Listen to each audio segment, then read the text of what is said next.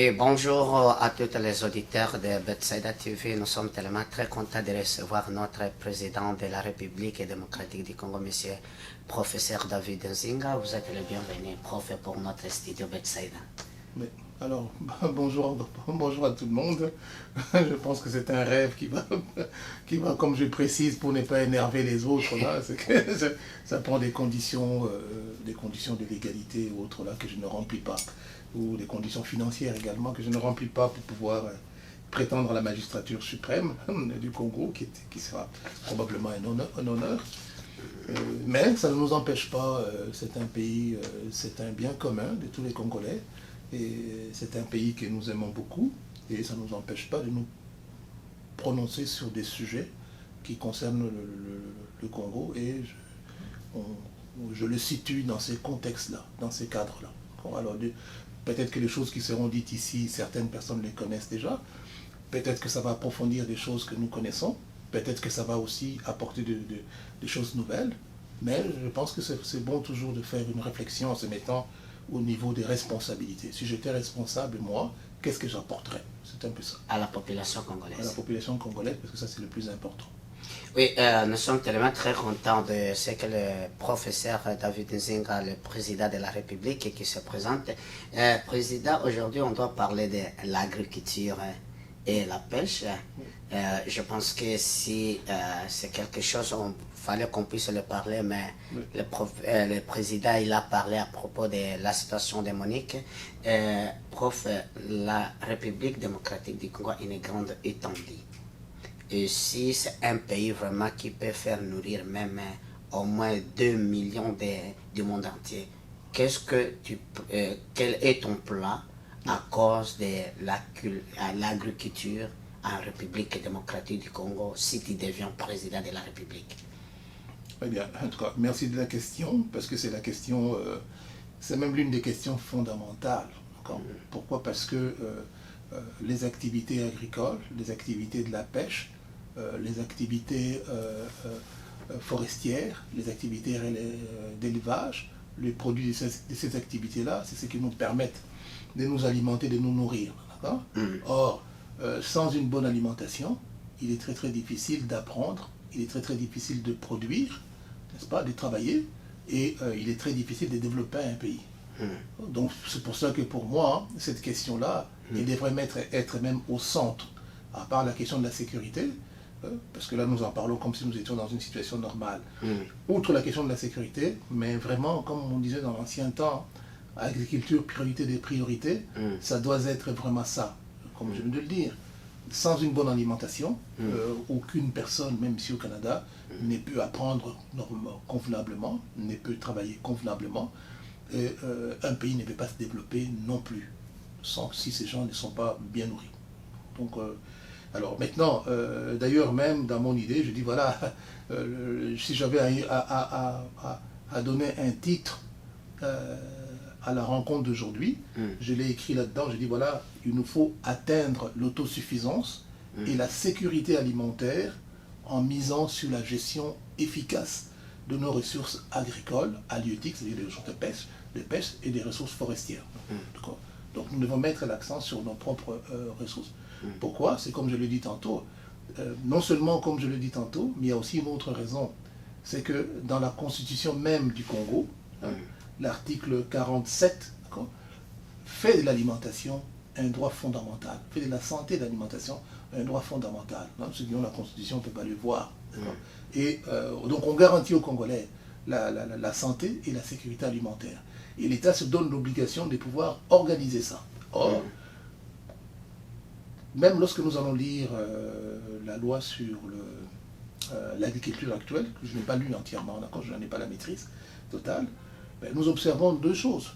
D'une part, nous avons des milliers de Congolais, des millions de Congolais qui sont sous la menace de la famine, qui manquent à manger. De l'autre côté, vous l'avez dit tantôt en introduction, le Congo est pourtant un pays avec un potentiel impressionnant, d'accord? Même le mot impressionnant ne suffit pas. Je cherche de trouver un adjectif beaucoup plus percutant, mais on a un potentiel agricole en matière de pêche, en matière d'élevage, en matière de forêt, impressionnant, sans égalité dans le monde, qui fait en sorte que nous sommes en mesure de pouvoir nourrir la population congolaise sans recourir à l'importation, sans recourir à la mendicité internationale, et que avant, d'accord, avant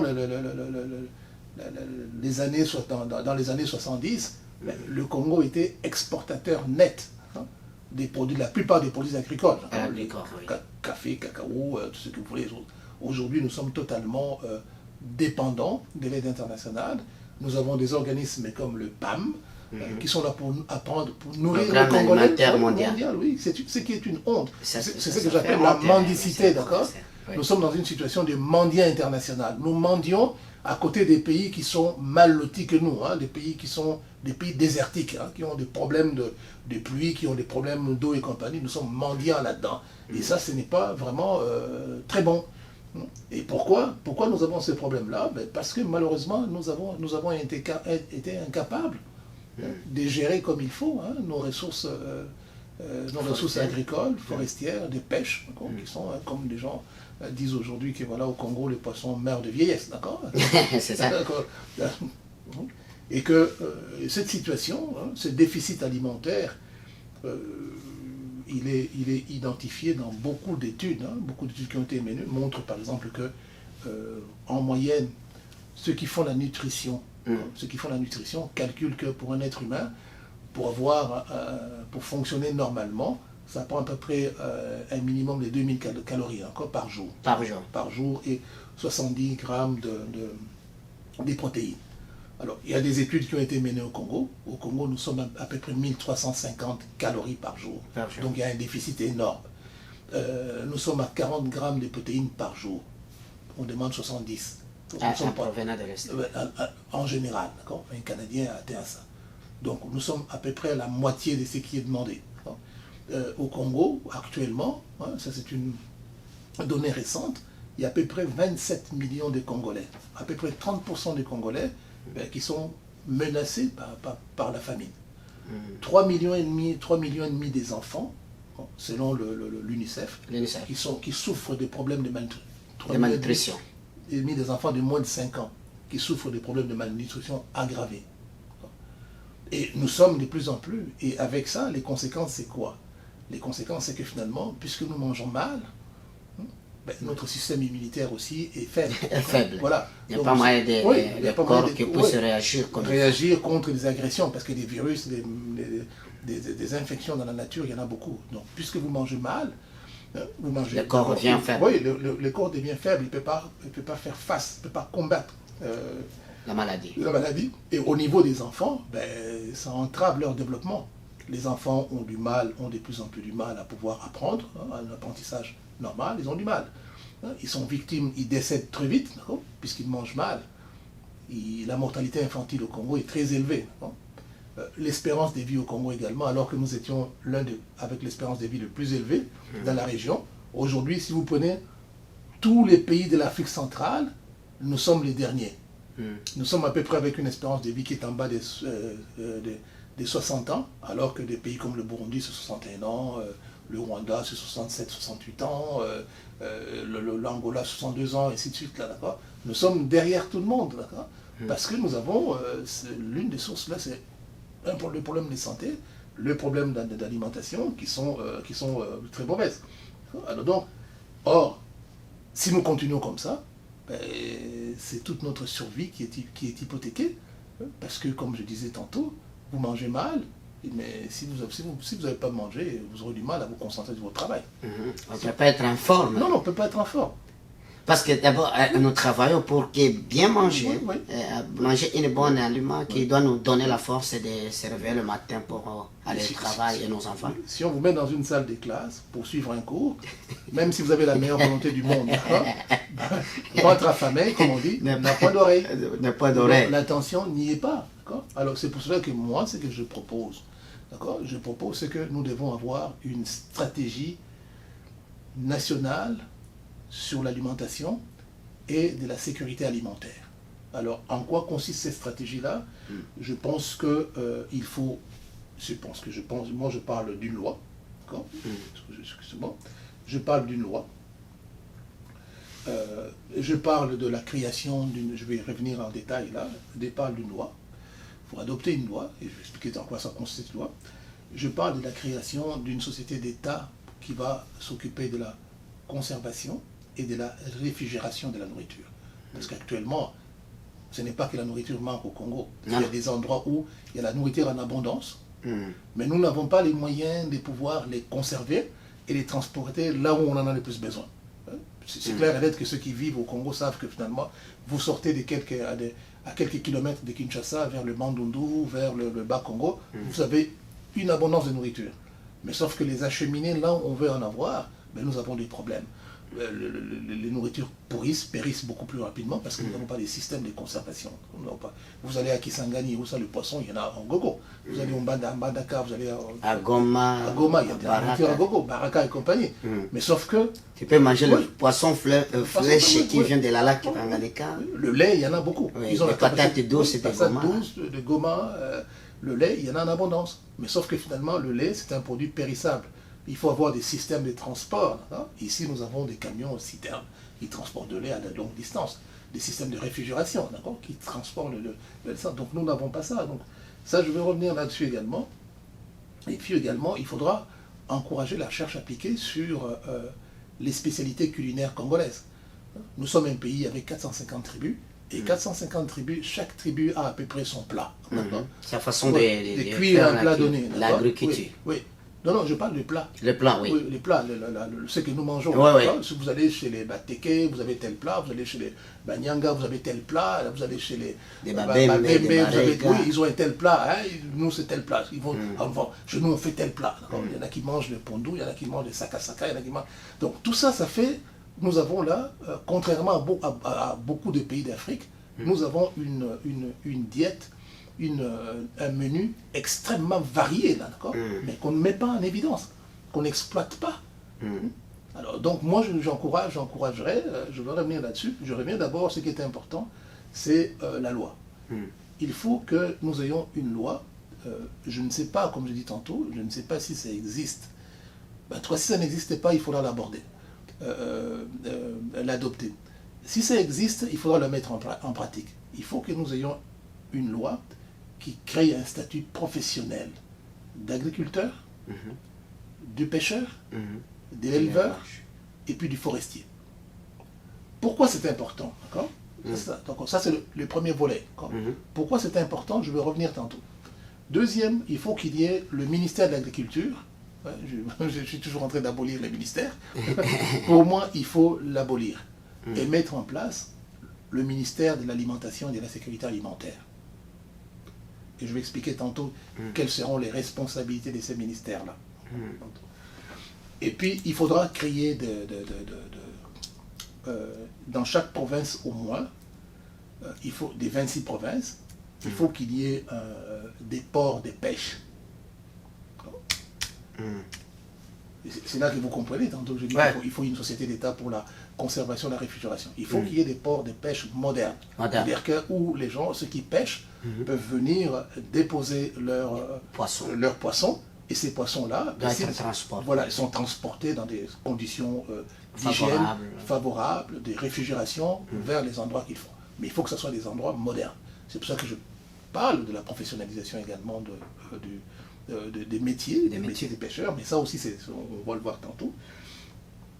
Et il faut également créer ce qu'on appelle un système des réserves stratégiques alimentaires. Nous avons, moi je dis que chacune des anciennes 11 provinces, avant qu'on le démantèle, doit avoir une réserve stratégique. C'est-à-dire que au Kivu, le Nord, le Sudou, Kindu,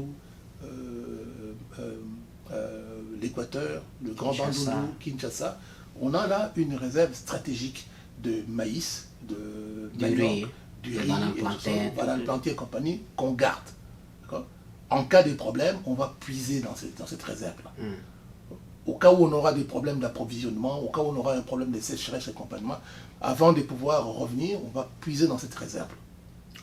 Ça nous servir de manger ce qu'on a conservé. Ce qu'on a conservé, en attendant de produire aussi. Voilà, plutôt que de verser dans la mendicité internationale. et de nous retrouver dans des situations où les prix augmentent. Hein. Parce que si nous avons un problème d'approvisionnement, mais nous allons chercher dans cette réserve-là, ça permet à ce que finalement les prix demeurent inchangés, ne changent pas ou montent, mais pas beaucoup. Alors, ça peut être équitable. Oui, oui, oui. C'est un peu comme vous. Vous dites, voilà, mais moi, dans ma famille, je dois garder toujours dans ce que je gagne à peu près 3 mois de loyer de côté. Ouais. D'accord? C'est quoi? Ça va te servir à quoi? Si jamais tu as un problème et que tu ne peux pas payer ton loyer, tu vas l'épuiser dans cette réserve-là, le temps que pendant les 3 mois, tu puisses retrouver une situation normale et reconstituer ta réserve. Plutôt que finalement d'être à la merci de l'étranger. Parce qu'actuellement, c'est ce qui se passe. Lorsque nous avons des problèmes alimentaires, là, nous demandons l'aide à l'étranger. Mais l'étranger, parfois, a aussi ses propres priorités. Et l'étranger, parfois, exige quelque chose d'autre en échange. Et ce que nous envoie aussi de l'étranger, on ne connaît même pas la qualité de ça.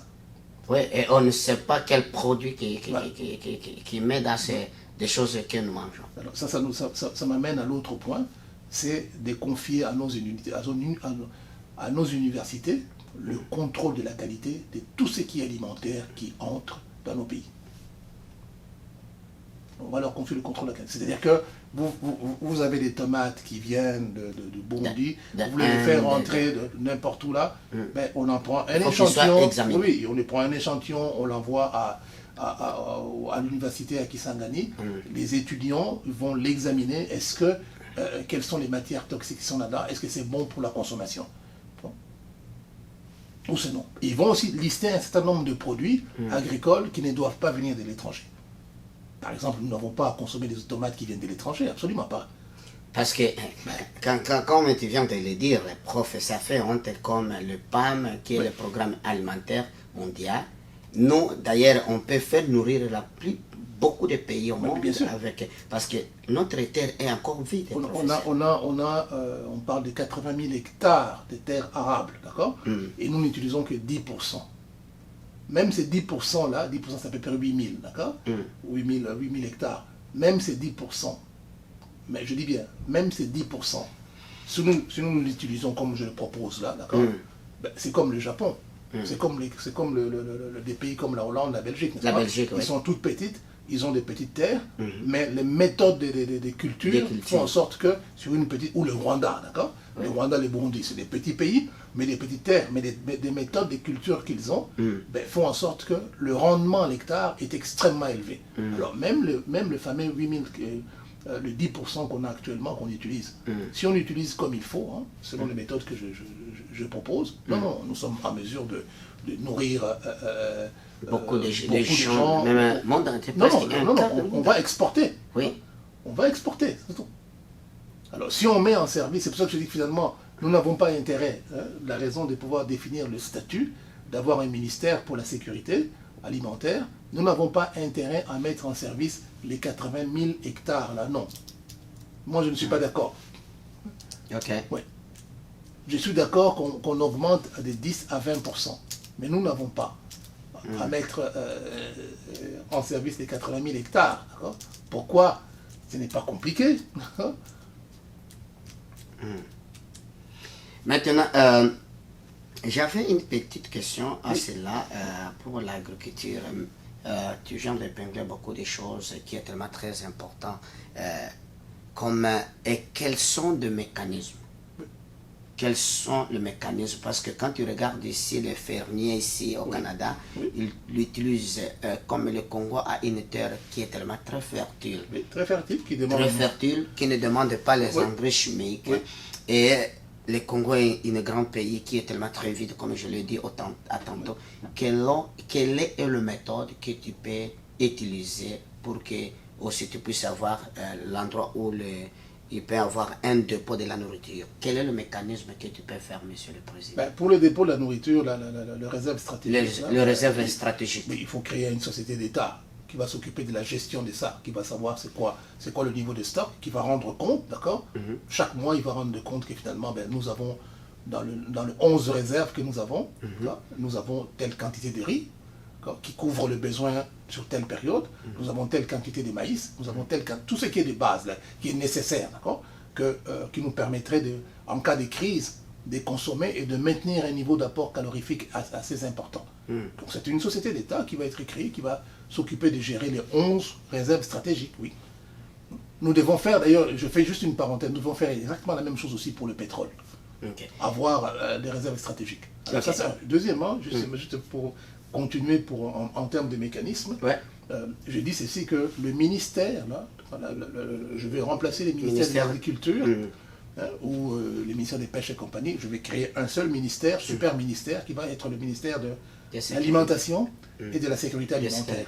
Alors, sous ces ministères-là, il va y avoir quoi? Il va y avoir l'agriculture, l'élevage, la pêche, la chasse, la forêt, et surtout la transformation. La transformation, la distribution, la consommation de la nourriture. Donc les industries des transformations feront partie de ce ministère, oui, qui sera le super ministère. Et son mandat, d'accord, son mandat, ça sera d'abord de recenser tous ceux qui font du travail agricole. Tous ceux qui font du travail agricole. Ils vont recenser tout ce qui est exploitation agricole. Le deuxième mandat, c'est de coordonner tout ce qui est l'encadrement, la formation des agriculteurs, la formation des chasseurs. L'autre également, c'est comme je dis, pour moi, on va d'abord optimiser les exploitations actuelles. Par conséquent, on va interdire des nouveaux permis. On ne va pas donner de nouveaux permis. Aux étrangers ou peu importe. N'importe qui, même les gens qui sont... Non, peu importe. Vous allez comprendre où j'en arrive. Ouais. Vous allez comprendre pourquoi je dis qu'on ne va pas accorder de nouveaux permis. Pourquoi? D'abord, on va optimiser les exploitations actuelles. Maintenant, comment optimiser ces exploitations actuelles? Le mandat spécifique qu'ils vont avoir une fois qu'ils auront recensé, d'accord, c'est deux choses. Définir le statut de l'agriculteur, du pêcheur et tout ça. Alors, par la définition des statuts, ça voudrait dire que finalement, on définit qui est agriculteur. Qui pratique l'agriculteur? Quelle est la rémunération qu'un agriculteur peut avoir? C'est-à-dire une rémunération qui lui permet de vivre décemment. Si vous êtes ici, vous voyez, les agriculteurs, ce ne sont pas des gens pauvres. Non. Voilà. Est-ce que vous vous êtes posé la question? Ce sont des gens qui ont de l'argent. Bon, ben voilà. Est-ce que vous vous êtes posé la question pourquoi ils ne sont pas pauvres? Il y a deux éléments. Ouais. Il y a eu l'action de l'État qui a compris que finalement, l'agriculture, la pêche et compagnie, c'est un domaine stratégique d'importance nationale. Et ça fait aussi élever l'économie. Voilà. Et deuxièmement, d'accord, c'est le deuxièmement, j'arrive à ce deuxièmement-là, d'accord, puisque vous avez posé la question intéressante des mécanismes. Donc, ils vont fixer quelle est la rémunération que l'agriculteur doit avoir. Ils vont déterminer quelles sont les conditions d'exercice. Les permis, pour pouvoir être agriculteur, la formation qu'il faut avoir, d'accord, et puis le statut va avoir pour actuellement, nous avons à peu près 80% des Congolais qui travaillent dans le secteur agricole. Mais alors, comment expliquer... Dans l'ombre. Oui. Comment expliquer que nous qui ne sont pas enregistrés. Oui, ils ne sont pas enregistrés.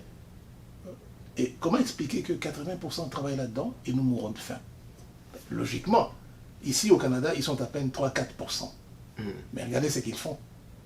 Et en même temps, c'est saisonnière ici au Canada. Oui, c'est très saisonnier. Certains mois, mais il y a à peine 4 mois. Hein. 4 mois, oui. Ils ont à peine 4 mois pour pouvoir ensemencer, et produire et compagnie. Mais ils produisent suffisamment pour nourrir 30 millions d'habitants et en plus pour exporter. Au marché international. Au marché international. Alors donc, là c'est la définition de statut. Hein.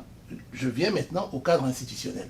Comment est-ce qu'on va arriver à ce que le métier de l'agriculteur, de pêcheur, des chasseurs, des forestiers et compagnie devienne attrayant et rapporte?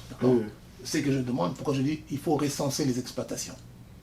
Il faut recenser qui fait quoi, recenser les exploitations. Et là, ce qu'on va faire, c'est qu'on va diminuer le nombre de personnes qui sont dans le secteur agricole. On va diminuer. Ici, ils gagnent beaucoup plus nombreux parce qu'ils sont moins nombreux. Moins nombreux. Ils sont moins nombreux. D'une part, les exploitations. Chez nous, ce sont des petites exploitations. D'accord? C'est-à-dire que même si la demande est forte, mais tu as un petit champ ici, d'accord? Même si tout le monde t'achète. Et ils cultivent d'une façon traditionnelle, qui n'est pas moderne. Ouais. Même si quelqu'un t'achète toute la quantité, là, d'accord? Mais ça va rapporter combien? Ça ne te permettra pas d'envoyer tes enfants à l'école, d'acheter, d'accord? Alors donc... Toi-même, ça ne t'aide pas, c'est insuffisant. C'est comme si c'est seulement manger aujourd'hui, demain, on doit se débrouiller. Donc, une des raisons, évidemment il y a des problèmes de sécurité, mais une des raisons pourquoi nous sommes pauvres et que notre agriculture ne produit pas d'intéressant, ben c'est parce qu'il y a un trop grand nombre de personnes et puis les exploitations sont sous-optimales, rapportent peu. Alors moi je dis voilà, on va réduire, en créant le statut, on va réduire le nombre des agriculteurs, des éleveurs et compagnie, on va en avoir beaucoup moins. Ils vont avoir un revenu beaucoup plus élevé.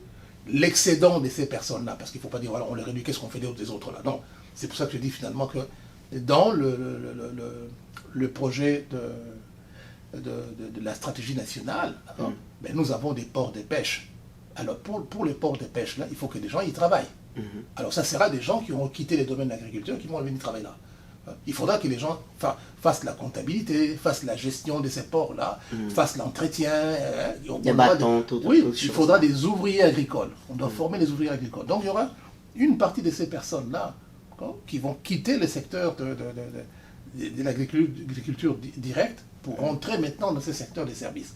L'autre partie va aller dans le secteur de la transformation, ce qu'on appelle l'agro-industrie. C'est-à-dire qu'on produit du poisson, mais on peut le vendre, le poisson, à l'état brut.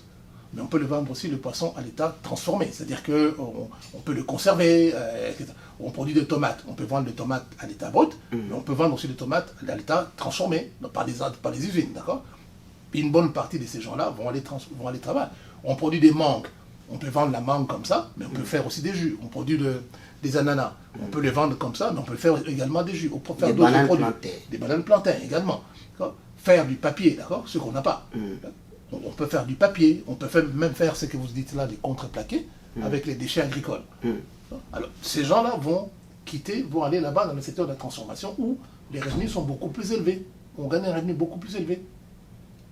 Vous voyez ça? Ouais. Alors, donc, de l'autre côté, au niveau des exploitations, oui, mais il y a trois possibilités.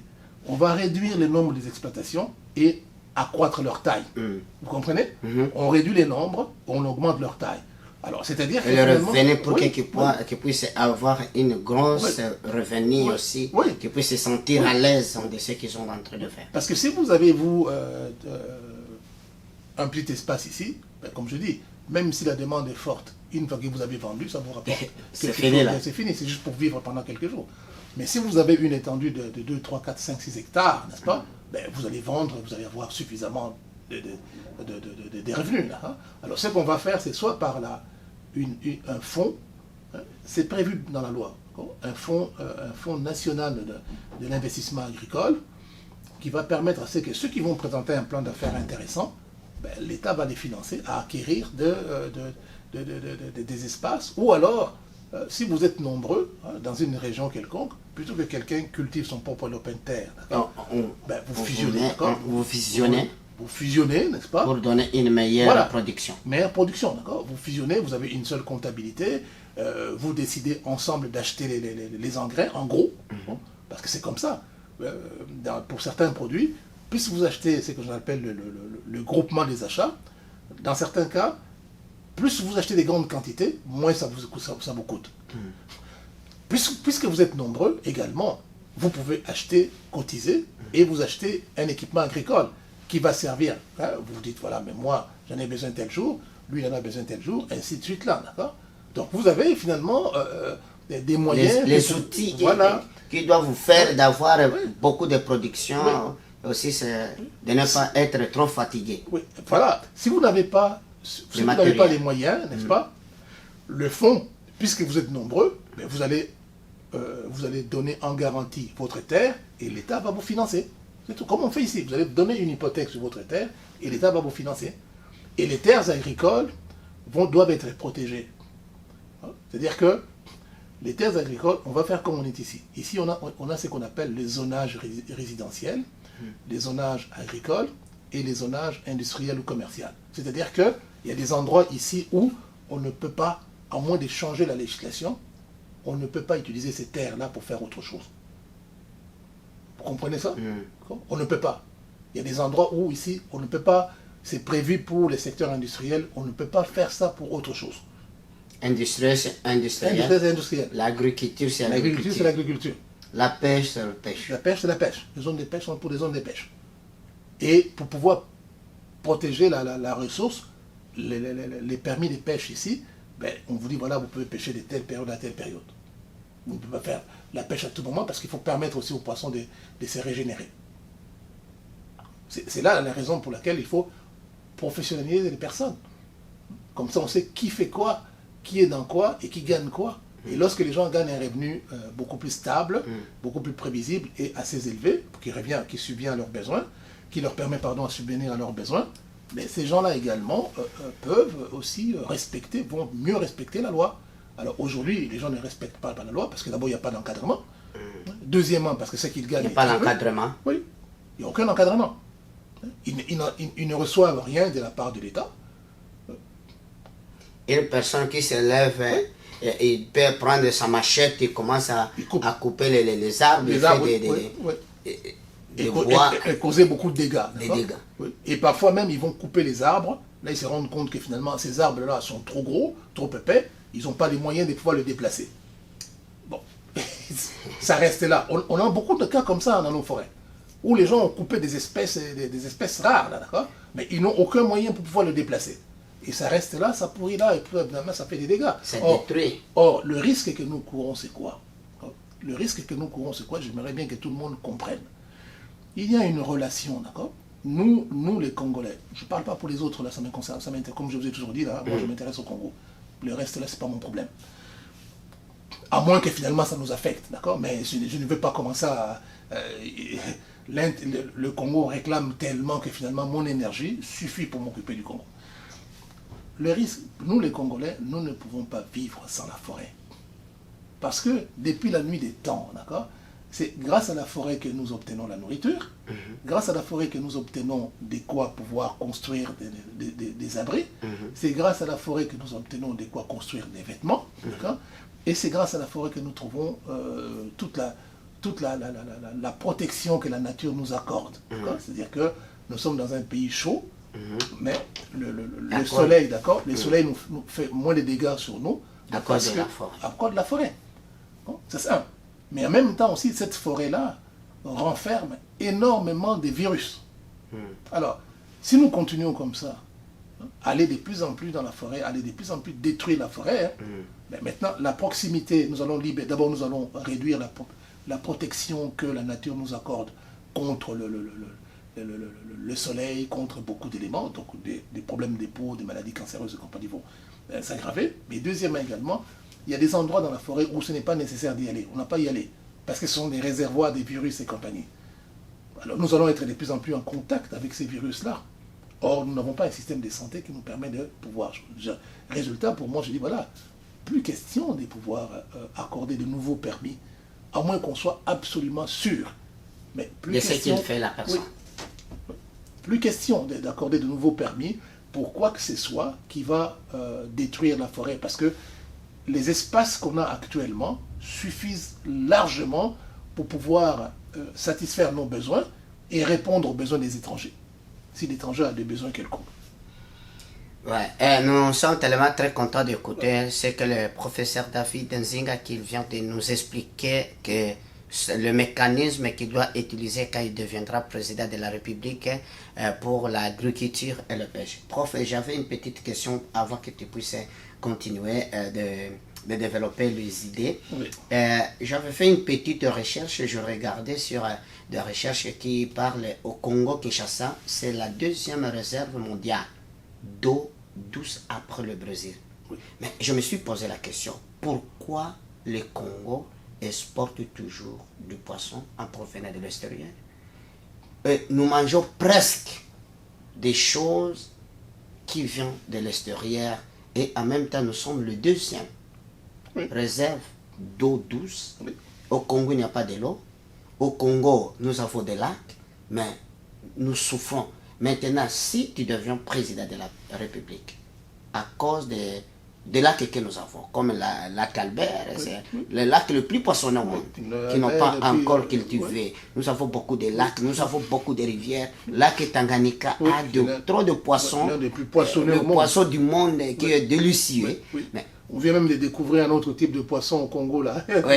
quel est le mécanisme et comment on peut pas comparer la deuxième au niveau qui conserve beaucoup, comme le Brésil, différencier entre le Brésil aujourd'hui et le Congo. Quand il deviendra président de la République, qu'est-ce que tu peux faire? D'abord, il faut voir, il faut retourner aux causes de cette situation-là. Parce que, comme j'ai dit tantôt, si vous retournez dans les années 70, nous n'avons pas ces problèmes-là. Dans les années 70, vous allez dans les marchés congolais, les poissons qui sont vendus là, c'est des poissons qui sont pêchés au Congo. Dans les années 70, nous avions aux alentours de Kisangani, là, les pêcheurs de Wagenya, les bateaux circulent, vont d'un port à l'autre, et les poissons arrivent dans tous les étals, et puis tout ça, c'est fait. Nous n'avons pas ces problèmes-là. Alors qu'est-ce qui fait que finalement, aujourd'hui, nous nous retrouvons dans une situation, nous sommes passés dans une situation où nous étions des exportateurs, et nous sommes maintenant, non seulement nous sommes des importateurs, mais nous sommes devenus carrément des mendiants. C'est ça. Nous n'importons même pas, nous sommes carrément en train de mendier constamment, d'accord. Et puis, chaque fois que nous voulons acheter à l'étranger, on a vu tout l'épisode de ce qui s'est passé avec pendant les périodes des fêtes, où on a voulu commander du poisson, pas très loin de chez nous, là, en Namibie. En Namibie, ça fait honte, monsieur le professeur. Ça fait honte, un pays comme le Congo, qui a beaucoup de lacs.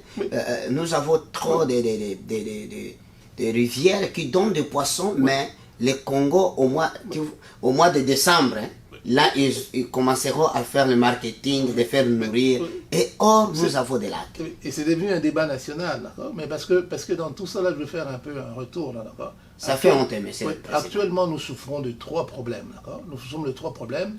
Et ces 3 problèmes-là, d'accord, nous empêchent de relever les défis tels que celui de l'alimentation, de la santé. Aujourd'hui, nous parlons de l'alimentation, mais nous avons déjà parlé de la santé, de la scolarisation, logement, parce qu'il y a beaucoup de problèmes, n'est-ce pas? L'emploi, la sécurité. Nous avons 3 problèmes. Le premier, c'est que notre pays est devenu extrêmement dépendant. C'est ce qu'on appelle une mondialisation mal maîtrisée. Le Congo est devenu extrêmement dépendant de l'extérieur. La deuxième, c'est la question on l'avait déjà évoqué ici. Le deuxième problème, c'est la corruption internationale. Pas la corruption nationale. Internationale. Oui, la corruption internationale que j'avais expliqué la dernière fois. Voilà, il y a une corruption internationale, c'est la mafia, qui met en relation les hauts responsables congolais. On a entendu encore les hauts responsables congolais et puis les étrangers. Qui font quoi, ces gens-là? C'est-à-dire qui ne fournissent pas à l'État les services auxquels l'État a payé, deuxièmement, et puis qui, au passage, s'accaparent des ressources dont l'État a besoin pour pouvoir s'occuper des questions, parce que le pêcheur, il sait pêcher. Le pêcheur congolais, là, il sait pêcher. Mais quel est son problème? Le problème du pêcheur congolais, c'est qu'une fois qu'il a pêché des grandes quantités, il faut qu'il les vende. S'il n'arrive pas à écouler sa marchandise aujourd'hui, il faudra qu'il le stocke quelque part. Mais nous n'avons pas ces systèmes-là. Le Congo n'a pas développé un système de maîtrise de ce qu'on appelle la conservation et la réfrigération. Nous n'avons pas développé ça. Nous n'avons pas créé des bateaux frigorifiques. Là. Nous n'en avons pas. Nous sommes à la 21e siècle. Nous n'avons pas des trains frigorifiques. Parce que si nous avions des trains frigorifiques là, on peut partir de lac Tanganyika, on charge des grandes quantités de poissons, on les déplace d'un point à l'autre. À chaque port là, à chaque gare, ceux qui ont commandé, on livre, et ainsi de suite. Parce que le poisson peut quitter des lacs Tanganyika, Kalemie, Lubumbashi, Kinshasa, Kin. Une seule journée, tout le monde mange le poisson qui est fraîche. À chacun de ces gares-là, Les gens ont commandé, on dépose et puis ben, c'est la population s'en servir. Continue. Hein, les poissons arrivent frais. Et nous n'avons pas des systèmes de transformation. Hein, c'est-à-dire que on n'a pas de système. Ici, vous avez des systèmes où on peut mettre ça sous forme de nourriture transformée. Nous n'avons pas pensé à ça. Mais pourquoi? Parce que l'État n'a pas eu le moyen. Donc je dis, il y a le problème de la trop grande dépendance envers l'étranger, qui fait en sorte, dont la conséquence est que la plupart des décisions qui sont prises, étant donné que nous dépendons de l'étranger, par exemple au Congo aujourd'hui, pour chaque dollar que tu mets dans tes poches, à peu près 94% va à l'étranger. Donc finalement, c'est l'étranger qui dicte ses choix. Qui s'en profite. Oui. C'est-à-dire, nous sommes à leur travail. Oui, nous sommes à leur service, là, d'accord? Lorsqu'on dit que le Congo a exporté pour telle quantité de cuivre, de diamants et compagnie, mais combien de cet argent-là est entre les mains des Congolais? Combien? Je ne parle pas du gouvernement congolais, là. Combien des Congolais? Parce que si vous dites ici que voilà, le Canada a exporté autant de tonnes de blé, mais allez voir. Hein, il y a des agriculteurs canadiens qui vont changer de troc, hein, qui ont de nouvelles voitures, qui amènent leurs enfants en vacances, etc., qui envoient leurs enfants dans les grandes universités. Alors chez nous, dans nous, le fait que nous sommes dépendants, hein, nous sommes d'une très grande dépendance, excessivement, on parle d'une économie extravertie, hein, les spécialistes disent ce terme-là. Donc finalement, ce n'est pas nous qui décidons. Hein. C'est un peu comme toi, si tu vis chez ton frère, pour chaque dollar que tu gagnes, mais 94%... Il faut que tu amènes ton grand frère. Ton frère, là, d'accord, mais c'est lui qui va décider. Tu deviens esclave, voilà, c'est-à-dire il te gère. C'est lui qui gère, c'est tout. Donc nos besoins à nous, quand nous disons que voilà, nous voulons plus d'alimentation, nous voulons plus de logements, mais ce n'est pas nous qui dictons. C'est l'étranger qui dicte. Et l'étranger nous dicte ça comment? L'étranger crée, puisque c'est que nous n'en avons pas, l'étranger crée des pénuries chez nous. Et les prix augmentent. Et seulement une minorité peut s'acheter de ça, le reste meurt de faim. Mais c'est extrêmement dangereux. C'est pour ça que pour moi, radicalement, il faut interdire, il faut lire les lois, moi je l'ai lu suffisamment, il faut lire les lois internationales et interdire l'importation des denrées alimentaires. Trouver les moyens, créer des systèmes pour pouvoir empêcher que ça rentre et compter sur nos propres forces. Parce que nous en sommes capables. Alors ça c'est le premier problème qui devrait répondre un peu à votre question. L'autre question, c'est la question de la corruption internationale. Et là encore... Les groupes de mafieux. Oui, les groupes de mafieux. Et eux, ils prennent une part importante du revenu de l'État. Ils livrent à l'État des produits qui ne sont pas... Hein, on a vu toute la question du poisson qui devait venir de la Namibie et compagnie. Mais finalement, on se pose la question, est-ce que ce poisson a fini par venir ou pas? On ne sait pas si c'était arrivé. Et aussi de se poser des questions. Oui. Est-ce que le poisson, quand il vient, c'est seulement pour s'en servir la population de Kinshasa ou toute l'étendue de la République démocratique du Congo? J'arrive à ça. C'est que finalement... le fait que cette corruption internationale est très avancée, l'extraversion de la dépendance avec l'étranger, fait en sorte que finalement, on ne nourrit que certaines catégories de la population dont on a peur. On sait que finalement, ben non, il faut nourrir les gens de Kinshasa, de Lubumbashi, des Goma, parce que si ça pète là-bas, ben là, les autres vont perdre le pouvoir. Donc les priorités ne sont plus ailleurs. Alors, résultat, vous voyez que finalement, ces villes-là connaissent ce qu'on appelle l'exode rural. Le troisième problème, d'accord, puisqu'il y en a, je pense que j'en avais dit qu'il y en avait trois, c'est la question de l'insécurité qu'on avait déjà évoquée ici. Qui dérange l'étendue de la République. Qui n'arrive pas à voir la solution. Oui. Parce que même si on a ri ici tantôt, quand je dis que finalement vous plantez un lopin de terre, ça ne va pas vous rapporter gros, mais vous l'avez quand même planté, ça vous permet quand même de survivre. Or, aujourd'hui, avec l'insécurité aggravée, mais vous ne pouvez même pas planter ces lopins de terre-là. Alors, encore une fois, puisque nous ne plantons pas, ben, nous sommes devenus des mendiants internationaux. C'est le PAN qui doit nous nourrir. C'est eux qui doivent amener des produits qui poussent en abondance chez nous, d'accord? Même quand on va dans la forêt, ben, dans la forêt congolaise, il y a du tout. Oui.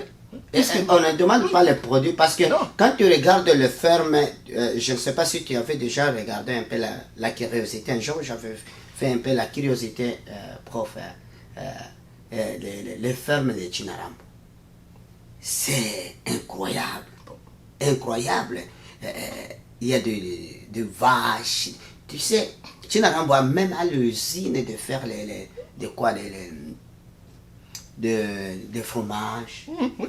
Je regarde par la curiosité, prof. Parce que quand tu regardes au Katanga, là où se trouve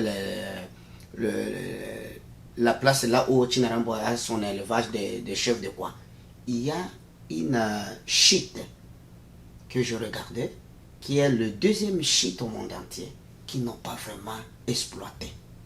Ça fait vraiment ridicule. Quand tu regardes avec tout ce que tu viens de dire, je me fais pleurer, prof. Parce que si on ne mange pas bien, si on n'a pas de bonne eau qui est tellement portable, comment on peut vivre? Et le Congo Mais non, on ne vit pas. Actuellement, non seulement on ne vit pas, on ne survit même pas. Hein. Non. Ce que vous dites là, d'accord? Oui. Mais c'est ça un peu. Moi, je ne condamne pas, hein, je ne condamne pas cette personne-là ou qui que ce soit. Je vis toujours de citer des noms, hein, d'accord? Mais c'est ce type d'économie qu'il faut sortir de ce type d'économie. Parce que ici au Canada, n'est-ce pas? L'État a mis des moyens. Si tu veux produire du fromage, ben, tu n'as pas besoin d'être le fils de la fille. Moi, je me promène beaucoup. Hein, moi, je suis un grand amateur de fromage. Mais je me promène à travers le Canada. Et souvent, quand j'arrive de quelque part, je me demande quel est le fromage que vous fabriquez. Mais là, on va m'amener quelque part. Mais c'est des jeunes gens. Hein, des jeunes gens qui ont dit, mais moi, je suis allé étudier à tel endroit. Et puis, je fais la chimie. Et puis, ma blonde a fait tel truc et compagnie. Mais nous sommes rentrés ici. Nous avons décidé de commencer à produire notre fromage. Tu vois, Kapuskessois, etc., etc. Donc, ce n'est pas comme étant un élément de prestige pour un groupe de personnes qui a les moyens de pouvoir le faire. Les moyens, non. Il faut que ce soit quelque chose que les gens font naturellement. Ceux qui ont les talents de le faire puissent le faire. Or, si nous continuons comme ça, nous avons quelques personnes, parce qu'ils ont eu les moyens de le faire, ils le montent pour eux-mêmes. Leurs intérêts. Oui, mais on n'en aura pas. Ce qu'il nous faut, c'est... le dernier point que j'avais cité, c'est la question d'augmenter la production et la variété des produits. Pourquoi augmenter la production et la variété des produits? Ça va nous permettre finalement de pouvoir maintenir le prix. Alors, mais si vous avez simplement quelques personnes qui le font, mais nous n'augmenterons pas la production. Ça devient simplement une curiosité, comme on présente là. Produire du fromage ici, c'est rien du tout. Produire du fromage dans le Kivu, dans les années 60 et compagnie, c'était de rien du tout. Pourquoi c'est devenu un élément de prestige? C'est ça. Monsieur le professeur, nous sommes tellement très contents de recevoir. Il y a un sujet que je pensais, pour qu'on puisse finir, monsieur le professeur, on doit en parler les jours à venir. Si tu deviens président de la République, quelle monnaie que tu dois utiliser? Est-ce que tu dois utiliser la monnaie locale ou internationale? Ça, c'est un grand sujet. Oui. Je suis parce que tu es économiste. Oui. Nous étions tellement très contents de recevoir le président de la République démocratique du Congo, M. le professeur David Nzinga. Merci beaucoup de répondre à notre invitation. Et tu peux dire un dernier mot pour que tu puisses remplir. Bon, alors, je crois que la situation actuelle est vraiment choquante et honteux, d'accord, pour le Congolais que nous sommes, d'avoir autant de possibilités et puis de mourir de faim. Hein, c'est un non-sens, d'accord, c'est vraiment un non-sens. Et en même temps, je pense que même quand nous sommes ici, nous devons faire un effort nécessaire pour investir dans ces secteurs agricoles, parce que ça va rapporter beaucoup, même quand on est ici. Ici, nous avons parfois des difficultés, mais nous pouvons rentabiliser notre présence ici en faisant des investissements là-bas. Mais est-il que ça prend nécessairement, je n'ai pas dit qu'il faut que l'État fasse tout, mais dans un premier temps, quand il n'y a rien, c'est l'État qui doit faire quelque chose. Et cette responsabilité-là, aujourd'hui, de réorganiser, d'avoir une véritable stratégie, comme je dis, une stratégie nationale d'alimentation de la sécurité nationale, tournant autour du statut des gens qui font le métier de de pêche, d'agriculture, élevage, etc., etc. Et puis de la création d'un ministère pour l'alimentation et la sécurité nationale et les sociétés d'État que j'évoquais ici est extrêmement important. Et ça, je pense que nous serons gagnants si nous le faisons. Et si nous le faisons, toutes ces questions ici, 3 ans c'est beaucoup. Hein. Des pays comme l'Allemagne, là, détruits par la, je parle de la Première Guerre mondiale. Oui, mais, non, la première, pas la Première Guerre mondiale là. Mais ils ont mis des politiques en place énergiques là, d'accord. Mais en 3 ans, l'Allemagne avait pratiquement doublé, triplé son produit intérieur brut. En 3 ans, carrément, les Allemands qui connaissaient un niveau de chômage élevé, des crises alimentaires là. Non, tout d'un coup, ça remet. Donc, les Congolais ont le talent, d'accord. Nous avons des agriculteurs, nous avons des pêcheurs, nous avons des éleveurs, nous avons des forestiers, nous avons des chasseurs, des talents. Tout ce qu'il faut, c'est un minimum d'organisation. Merci, nous sommes tellement très contents de recevoir M. le Président David Nzinga. Nous te remercions encore, M. le Professeur. On doit te voir à tantôt. Merci. C'est moi qui vous remercie. C'est un plaisir.